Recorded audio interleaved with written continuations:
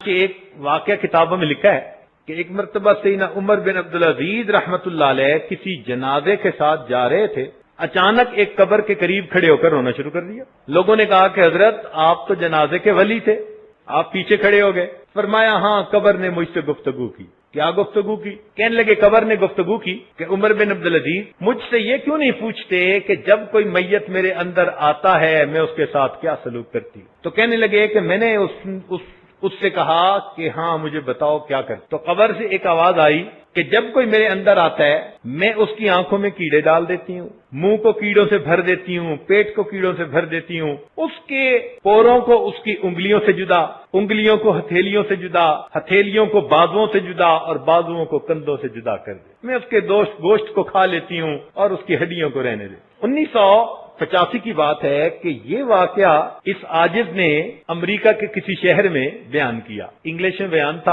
اور وہ مجمع ہی سارا ڈاکٹروں کا تھا۔ بیان کے بعد ایک صاحب آئے، کہنے لگے حضرت آپ نے جو یہ بات سنائی تو یہ آپ نے کہاں پڑھی؟ میں نے کہا بھائی ہم نے کسی کتاب میں یہ واقعہ پڑھا ہے۔ کہنے لگے آپ دیکھنا چاہیں گے کہ قبر میں کیا ہوتا ہے؟ میں نے کہا عبرت کی نظر سے دیکھنا چاہوں گا۔ اگلے دن وہ ہمیں نیچرل ہسٹری میوزیم لے گئے اور وہاں پر مومیز کا ایک سیکشن تھا۔ مومی کہتے ہیں حنوط شدہ لاش، وہ لاش جس کو کیمیکل لگا کے پریزرو کر دیتے ہیں، وہ وہاں پر لے گئے۔ شیشے کے کمرے بنے ہوئے تھے اور لائٹ انڈائریکٹ تھی، اتنی جتنی اثر کے قریب ہوتی ہے، سورج غروب ہونے کا منظر بنایا ہوا تھا۔ تو شیشے کے پہلے کمرے میں جب لے گئے تو کمرے پہ لکھا ہوا تھا دروازے پہ کہ جب انسان دنیا سے مرتا ہے تو اس کی حالت یہ ہوتی ہے۔ اس نے اندر دکھایا، اندر ایک انگریز کی لاش پڑی ہوئی تھی، صحیح سالم جیسے لوگ بندہ ہوتا ہے۔ خیر ہم نے ایک نظر ڈالی، کیونکہ اس پر کوئی کپڑا نہیں تھا، صاف جسم نظر آ رہا، باہر نکل آئے۔ کہنے لگا حضرت اب اگلے میں آئے۔